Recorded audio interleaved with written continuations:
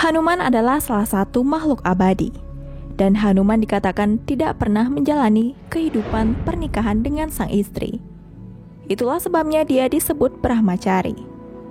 Lalu bagaimana dia bisa memiliki seorang putra? Ternyata ada kisah yang menarik di balik semua itu. Simak videonya sampai habis untuk mengetahui kisah selengkapnya.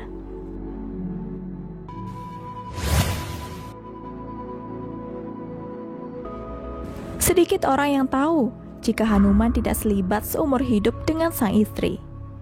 Lalu bagaimana dia bisa memiliki seorang anak? Kisah ini dimulai pada masa pertempuran besar Ramayana, yaitu pertempuran antara Rahwana dan Sri Rama. Pada saat malam hari, di mana semua orang sedang beristirahat, Rahwana menyuruh Airawan untuk menculik Rama dan Laksmana. Airawan adalah salah satu iblis yang sulit untuk dipahami. Dia mengambil bentuk Hanuman untuk mengelabui Rama dan Laksmana, dan kemudian menculiknya, lalu membawa mereka ke suatu tempat. Ketika hal itu terungkap, terjadi kegaduhan di tempat perkemahan Sri Rama dan semuanya mulai mencari keberadaan Rama dan Laksmana. Hanuman menjadi sangat khawatir terkait hilangnya Rama dan Laksmana. Hanuman mulai mencari mereka kemana-mana. Dan pada akhirnya, Hanuman sampai di suatu tempat yang dikenal dengan nama Hades. Hades ini memiliki 7 gerbang, dan ada penjaga di setiap gerbangnya. Hanuman pun mencoba menerobos gerbang-gerbang tersebut, dan Hanuman pun berhasil mengalahkan ke-6 penjaga gerbang. Di gerbang ke-7 dijaga oleh seekor wanara yang juga memiliki kekuatan yang setara dengan Hanuman.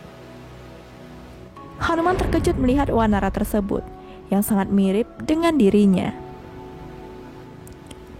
Sempat terjadi pertarungan di antara keduanya, namun kekuatan keduanya terlihat seimbang. Hanuman kemudian bertanya, siapakah wanara itu sebenarnya dan mengapa ia bisa sekuat itu? Wanara tersebut kemudian menyebutkan namanya, bahwa namanya adalah Makardhwaj dan nama ayahnya adalah Hanuman. Hanuman menjadi sangat marah ketika mendengar namanya sebagai ayah dari mulut Makardhwaj dan mengatakan bahwa itu sama sekali tidak mungkin. Karena Hanuman telah bersumpah akan menjadi Brahmacari seumur hidupnya. Kemudian Makardhwaj menceritakan bahwa ketika Hanuman membakar Lanka dan melompat untuk memadamkan api di laut, maka suhu tubuhnya menjadi sangat tinggi. Ketika ia terbang di atas lautan, setetes keringat dari tubuhnya jatuh ke lautan. Keringat Hanuman ini kemudian diminum oleh Capricorn, dan dari tetesan itulah membuat Capricorn menjadi hamil. Setelah beberapa lama, kandungan dari Capricorn ini pun lahir. Capricorn terkejut mengapa ia melahirkan putra dengan wujud seekor kera. Capricorn menjadi sangat terkejut siapakah ayahnya yang sebenarnya, dan kemudian menyadari bahwa ayahnya adalah Hanuman. Beberapa lama kemudian, Capricorn tenggelam dalam kesedihannya dan sudah dibalut dengan rasa kecewa. Ia pun kemudian meletakkan Makardhwaj di alam Gandharwa, berharap Hanuman akan menemukannya. Semakin hari, Makardhwaj semakin dewasa. Ia kemudian diasuh oleh para Gandharwa, dan otomatis dia pun berpihak dan bertingkah seperti Gandharwa.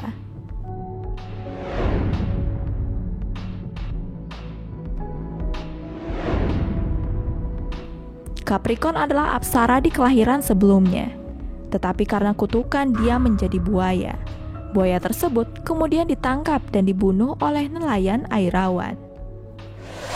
Belakangan bidadari itu juga terbebas dari kutukannya. Setelah mendengarkan kisah itu, Hanuman kemudian memeluk Makardhwaj.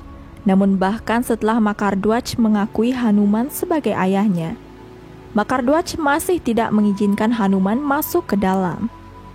Hal ini membuat Hanuman menjadi senang karena putranya masih bertanggung jawab. Kemudian pertempuran pun kembali terjadi antara Hanuman dan Makardwaj.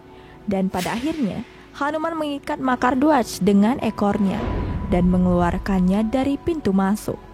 Dan kemudian membebaskan Sri Rama dan Laksmana. Sehingga Sri Rama menyatakan Makardwaj sebagai raja baru dari Pataloka. Baiklah teman, terima kasih telah menonton video ini sampai habis. Jangan lupa dukung selalu channel ini dengan cara mengklik tombol subscribe, like, dan ingat nyalakan notifikasi loncengnya agar kalian tidak ketinggalan setiap video terbaru dari channel ini. Terima kasih dan sampai jumpa di video selanjutnya.